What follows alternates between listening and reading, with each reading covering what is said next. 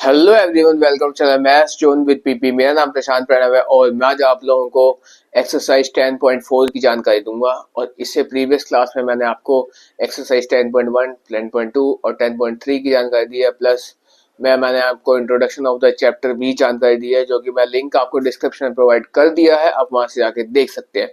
तो आइए हम स्टार्ट होते हैं। अब आज का टॉपिक है मेरा एक्सरसाइज 10.4। इसमें मैं क्वेश्चन नंबर 1 से आपको जानकारी देता हूं। तो ये देखिए, फर्स्ट क्वेश्चन है, हमें फाइंड क्या करना है, ए की वेक्टर इंटू बी की वेक्टर की मॉडुलस। इफ ए की वेक्टर हमें दिया हुआ है और बी की वेक्टर भी हमें गिवन है, तो हमें इसका मॉडुलस फाइंड करना है ए क्रॉस बी का। ठीक है, तो हम पहले ए क्रॉस बी निकाल लेते हैं। ए वेक्टर इंटू बी वेक्टर, इसको निकाल लेते हैं। तो यहाँ पे क्या हो जाएगा, जैसे आई माइनस 7j और यहाँ पे प्लस 7k। अब मैं इसको मल्टीप्लाई कर दूंगा किसके साथ, इसको मैं मल्टीप्लाई कर देता हूँ, जैसे 3i माइनस 2j और ये प्लस 2k, इसके साथ मल्टीप्लाई कर देता हूँ। तो मैं मल्टीप्लाई कैसे करता हूँ, इसको मैं एक बार उसमें जब मेरा डॉट प्रोडक्ट होता है तो मैं इसको एक बार डिटर्मिनेंट्स के फॉर्म में लिख लेता हूँ, जैसे i j और k।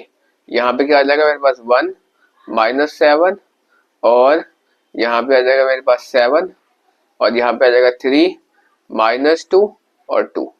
ठीक है, अब देखिए जब हम इसको लेके चलेंगे, अब हम इसको कैसे लेके चलेंगे, अलोंग R1 लेके चलेंगे। R1 जाते थे तो साइन क्या होता था वेक्टर्स में, वो जाते, जैसे मेरा यहाँ पे होता था प्लस माइनस प्लस, फिर होता था माइनस प्लस माइनस, फिर होता था मेरे पास प्लस माइनस प्लस प्लस, यहाँ पे होगा।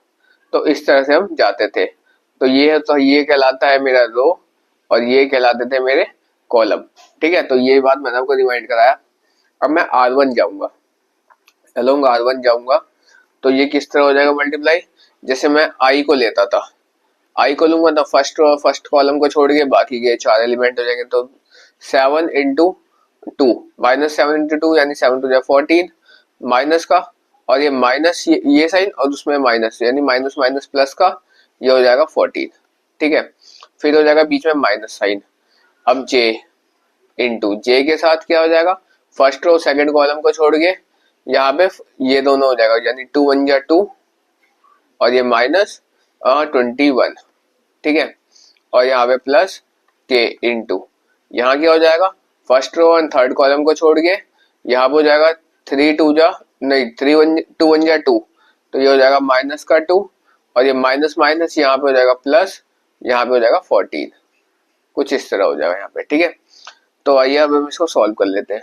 तो जब इसको सॉल्व करेंगे तो आई 14 प्लस माइनस ये तो 0i हो गया, ये माइनस, इसमें माइनस करेंगे तो ये 19j हो जाएगा। ठीक है, और यहाँ पे प्लस, इसको सॉल्व करेंगे तो यहाँ पे हो जाएगा मेरे पास, यहाँ पे 7 3 21 होना चाहिए, 21 होगा यहाँ पे। ठीक है, तो यहाँ पे इसको सॉल्व करेंगे तो यहाँ पे हो जाएगा मेरे पास 19k। ठीक, तो इस तरह से आ गया। अब हमने a dot A cross B तो निकाल लिया, अब हमें क्या निकालना था, अब हमें इसके अंदर निकालना है, अब हमें निकालना था इसका मॉडुलस। तो a क्रॉस b का मॉडुलस हम यहाँ पे निकाल के दिखाते हैं आपको। तो ये कैसे होता था, इसका फॉर्मूला होता था आई स्क्वायर, जैसे इसका इसका कोफिशिएंट ले लेंगे तो आई तो यहाँ कुछ नहीं है, यानी ये जो जाएगा 0 का स्क्वायर माइनस इसका कोफिशिएंट क्या है 19, 19 की स्क्वायर। ठीक है, और प्लस ये हो जाएगा 19 की स्क्वायर, यहाँ पे प्लस ये माइनस 19 का स्क्वायर हो जाएगा। तो रूट के अंदर कर देंगे तो यहाँ पे हो जाएगा, जैसे इसको निकालने के दो तरीके होते हैं। तरीका एक तो होता है कि 19 का स्क्वायर करके आप यहाँ पे लिख दो और फिर उसके बाद फिर इसको रूट से बाहर निकाल लो। लेकिन दूसरा तरीका होता है, जैसे 19 कितनी बार है, 2 बार है, 2 गुने 19 का स्क्वायर कर देते हैं।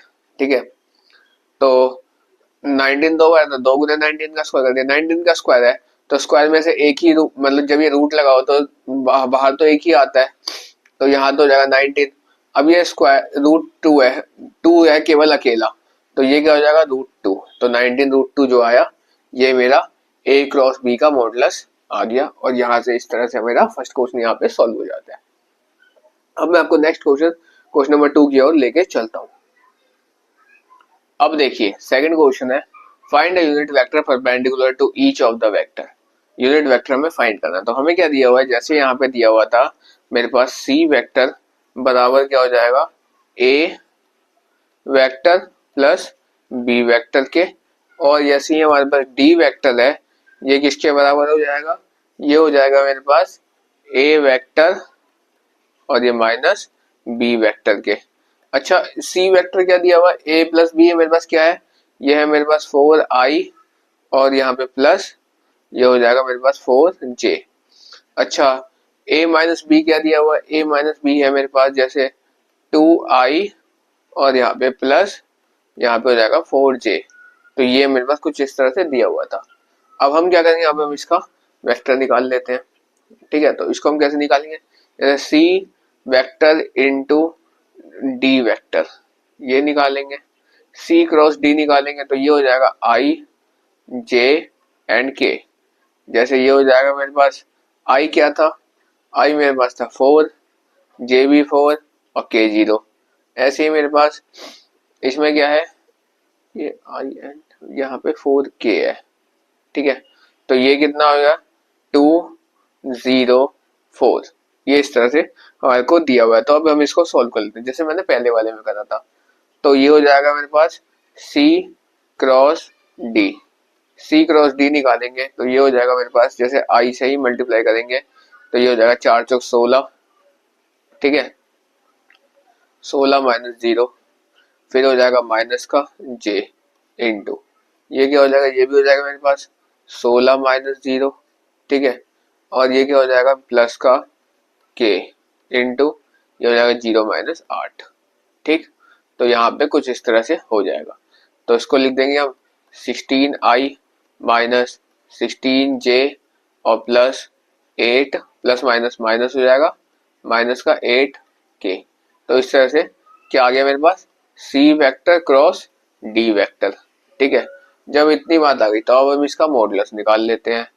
ठीक है, c vector cross d vector का जब हम मॉडुलस निकालेंगे तो ये रूट के अंदर आ जाएगा, क्या हो जाएगा 16 का स्क्वायर, फिर ये प्लस माइनस 16 का स्क्वायर। ठीक है, और प्लस माइनस 8 का होल स्क्वायर ये हो जाएगा। तो इसको जब हम स्क्वायर रूट करेंगे 16 का स्क्वायर करेंगे तो क्या आ जाएगा 256। अब देखिए यहाँ पे भी करेंगे 16 का स्क्वायर करेंगे तो ये क्या हो जाएगा 256 हो जाएगा, और ये प्लस 8 का स्क्वायर करेंगे तो 64 हो जाएगा। जब इनको सबको सम ऐड कर देंगे 256 प्लस 256 प्लस 64, तो इनको ऐड करेंगे तो हो जाएगा 576। ठीक है, रूट के अंदर 576। अब 576 किसका स्क्वायर रूट होता है, तो ये होता है मेरे पास 24 का स्क्वायर रूट, क्योंकि 24 का स्क्वायर रूट क्या आ जाता है 576। इतना आ गया। अब मुझे क्या निकालना है, मुझे परपेंडिकुलर वेक्टर निकालना है, जो जैसे यूनिट वेक्टर निकालना है जो एक दूसरे के परपेंडिकुलर हो। तो उसका फॉर्मूला यहाँ पे हो जाता है मेरे पास, जैसे सी वेक्टर क्रॉस यहाँ पे हो जाएगा डी वेक्टर अपॉन में ये हो जाएगा C vector cross D vector की मोड। ठीक है, अब सी क्रॉस डी क्या है, जैसे ये था 16i माइनस 16j और यहाँ पे प्लस प्लस नहीं माइनस आएगा यहाँ पे माइनस 8k, और अपॉन में क्या हो जाएगा 24 हो जाएगा। तो इसको अलग अलग लिख दो, तो ये हो जाएगा 16i अपॉन में 24 माइनस 16 अपॉन में 24, यहाँ पे हो जाएगा j और ये माइनस हो जाएगा 8 अपॉन में 24k। तो इसको सॉल्व कर लो तो ये 2 अपॉन में 3 हो जाएगा, ये भी कट के 2 अपॉन में 3 हो जाएगा, ये कट के 1 अपॉन में 3 हो जाएगा। तो इसका आंसर क्या आ गया, जैसे 2 अपॉन में 3i माइनस 2 अपॉन में 3j और ये माइनस 1 अपॉन में 3k। तो ये जो आया ये मेरा फाइनल आंसर आ गया। इस तरह से हमारा यहाँ पे क्वेश्चन नंबर 2 सॉल्व हो जाता है। ठीक है, अब मैं आपको नेक्स्ट क्वेश्चन नंबर 3 की ओर लेके चलता हूँ। अब देखिए थर्ड क्वेश्चन है, इसमें क्या करना है, हमको थीटा फाइंड करना है। ठीक है, तो हमें अल्फा बीटा और गामा की वैल्यू गिवन होगी जब ये थीटा फाइंड होगा। तो अल्फा क्या दे रखा है, अल्फा बराबर हमको दे रखा है π/3। ठीक है, बीटा क्या दिया हुआ है, बीटा हमको दिया हुआ है π/4। ठीक है। और गामा क्या दिया हुआ है, गामा हमको थीटा के इक्वल दिया हुआ है, ठीक है। अब हम क्या जानते हैं, हम जानते हैं भाई डायरेक्शन कोसाइन के अकॉर्डिंग जो एल होता है ये कोस अल्फा के बराबर होता है, जो एम होता है ये कोस बीटा के बराबर होता है, और जो एन होता है ये कॉस गामा के बराबर होता है, ठीक है। तो कॉस अल्फा क्या दिया हुआ है, कॉस पाई बाय 3, ठीक है, पाई बाय 3। अच्छा कॉस बीटा क्या है, कॉस पाई बाय 4, और कॉस गामा क्या है, कॉस थीटा है, ठीक है। ये हमको दिया हुआ था, ठीक। अब पाई बाय 3 किसके बराबर हो जाएगा, 1/2।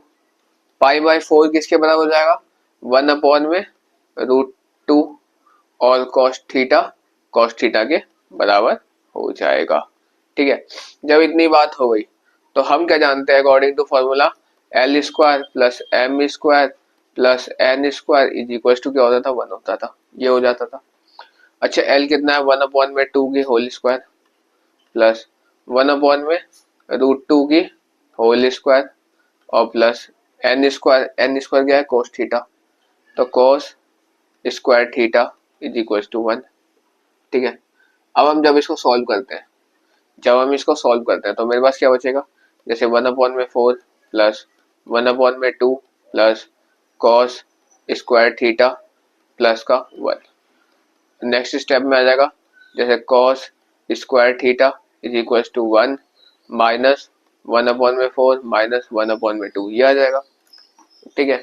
तो जब हम इसका एलसीएम लेंगे तो क्या बनेगा, cos square theta is equal to LCM 2 and 4 का 4 हो जाएगा, ठीक है। ये क्या आएगा, 4 माइनस 1 माइनस का 2, ये आ जाएगा।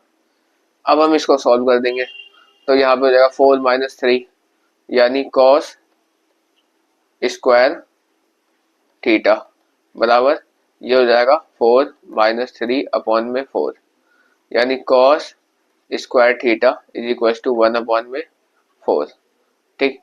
तो कॉस थीटा कितना हो जाएगा, कॉस थीटा हो जाएगा हमारे पास 1/2, ठीक है।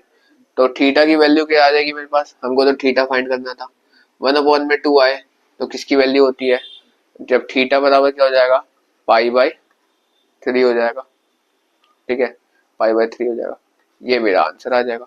अब देखिए जब मैंने इसके अंदर आपको यहाँ पे क्या बता दिया, अब मैंने आपको थर्ड क्वेश्चन के अंदर थीटा निकाल दिया, ठीक है। थीटा जब निकाल दिया तो हमें ये भी बताना था कि जो ए वेक्टर है उसकी हमें वैल्यू फाइंड करनी थी, और ये भी बताना है कि ये कौन सा स्केलर क्वांटिटी है और कौन सी हमारी वेक्टर क्वांटिटी है, इसके अंदर हमें ये भी बताना है। तो हम यहाँ क्या जानते हैं कि ए वेक्टर बराबर क्या हो जाएगा मेरे पास, जैसे L I plus M J और यहाँ पे प्लस एन के। ऐसा क्यों लिखा मैंने, ऐसा मैंने इसलिए लिखा क्योंकि इन्होंने क्या रखा है, जो ए वेक्टर है ये मेरा क्या है, यूनिट वेक्टर है, ठीक है। जब सर यहाँ पे ये यूनिट वेक्टर हो जाएगा तो इसलिए मैंने इसको ऐसे लिखा, ठीक है। अच्छा ए क्या है, एल किसके बराबर था, एल था 1/2 आई प्लस एम किसके बराबर था, 1/√2 जे, और एन किसके बराबर था, 1/2 के। यहाँ पे हमने अभी निकाला है एन की वैल्यू, एन किसके बराबर था, कॉस थीटा के, और कॉस थीटा की वैल्यू कितनी है, 1/2 यहाँ पे आप देख सकते हैं, ठीक है। कॉस थीटा क्या है मेरे पास, कॉस थीटा मेरे पास अभी अभी मैंने इसको फाइंड करा है 1/2, तो यहाँ पे लिख दिया, ठीक है। तो ये हो गया।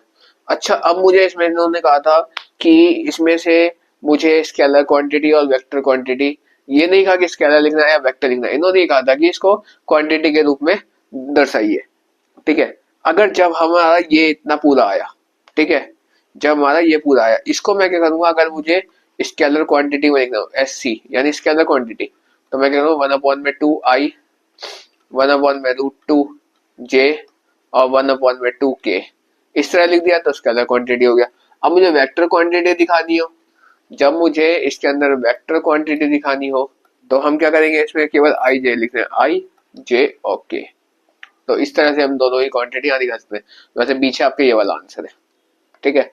तो इस तरह से हमारा यहाँ पे क्वेश्चन नंबर 3 कंप्लीट होता है। अब मैं आपको नेक्स्ट क्वेश्चन नंबर 4 की ओर लेके चलता हूँ। अब देखिए 4th क्वेश्चन है, इसके अंदर कहना है A vector minus B vector into A vector plus B vector is equal to 2 into A vector plus B vector, यानी हमें क्या करना है, इसमें LHS साइड को इक्वल लेके आना है RHS साइड के। अगर ये इक्वल आ गया तो ये हमारा प्रूव हो जाएगा, अदरवाइज नहीं होगा। तो हमें इक्वल लेके आना है इसके अंदर, ठीक है। तो हम क्या करेंगे, पहले इसको दोनों को सॉल्व कर देते हैं। तो हम LHS को लेते हैं यहाँ पे, तो यहाँ लेते हैं ए वेक्टर माइनस बी वेक्टर, और यहाँ पे हो जाएगा ए वेक्टर प्लस बी वेक्टर। इसको सॉल्व कर लेते हैं, तो ए को इस पूरे से मल्टीप्लाई कर देंगे, तो यहाँ पे क्या हो जाएगा, ये ए वेक्टर इंटू ए वेक्टर, और ये माइनस ये हो जाएगा ए वेक्टर प्लस ये हो जाएगा प्लस ए वेक्टर इंटू बी वेक्टर, ठीक है, इंटू यहाँ पे हो जाएगा बी वेक्टर, ठीक है। अब यहाँ पे हो जाएगा माइनस, ये माइनस साइन लग गया, अब ये हो जाएगा B vector into A vector, ठीक है, और यहाँ पे हो जाएगा प्लस, ठीक है, तो यहाँ पे हो जाएगा B vector into B vector. अब देखिए जब सेम सेम वेक्टर हो तो वो तो जीरो हो जाता है डॉट प्रोडक्ट के अंदर। अब यहाँ क्या होगा सर, यहाँ एक प्लस का एक माइनस का कैसे सॉल्व करेंगे, हमें इसको सेम लेके आना पड़ेगा। ये क्या है, a इंटू बी है, a इंटू बी है, और ये जो है minus a into B, minus a into B, ये अपोजिट डायरेक्शन में। तो उसकी डायरेक्शन सेम करने के लिए ये जो साइन माइनस का है इसको हम नेक्स्ट स्टेप में अगर प्लस का बना दें तो ये भी क्या हो जाएगा, ये b इंटू ए है, यहाँ पे b इंटू ए है, तो अपोजिट डायरेक्शन में जाता है। तो उसको अगर हमें डायरेक्शन इस तरफ करना है तो इसको हमें पॉजिटिव बनाना होगा, जो कि अभी नेगेटिव है, तो ये हम कर देते हैं। तो ए वेक्टर इंटू बी वेक्टर करेंगे। अब जब इसको पॉजिटिव बनाएंगे तो ये b इंटू है, तो a इंटू बी ये भी हो जाएगा a इंटू बी वेक्टर। तो नेक्स्ट स्टेप में आते हैं, a इंटू बी ये हो जाएगा 2 a vector into B vector. तो यहाँ पे कुछ इस तरह से हमारा यहाँ पे क्वेश्चन नंबर 4 ये देखिए राइट हैंड साइड के बराबर आ गया, तो हम कह सकते हैं देयरफॉर वेरीफाइड, या प्रूव्ड लिख देते हैं सीधा, प्रूव्ड, ये प्रूफ हो गया, ठीक है। तो इस तरह से मेरा क्वेश्चन नंबर 4 यहाँ पे कंप्लीट हुआ। अब मैं आपको नेक्स्ट क्वेश्चन नंबर 5 की ओर लेके चलता हूँ। अब देखिए 5th क्वेश्चन है, यहाँ पे हमें डिटरमिनेंट के फॉर्म में मैंने दो वेक्टर गिवन थे जो से मैंने डिटरमिनेंट के फॉर्म में लिख दिया है, ठीक है।